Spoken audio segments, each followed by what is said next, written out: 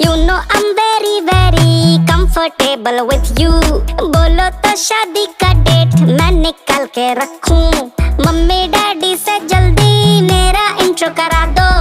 गलती से कोई दूसरा लड़का उनको मिल गया तो लव करना मेरा टैलेंट है, चाहे कम बैंक बैलेंस है। देख के तुमको दिल की घंटी बजती छन छन है।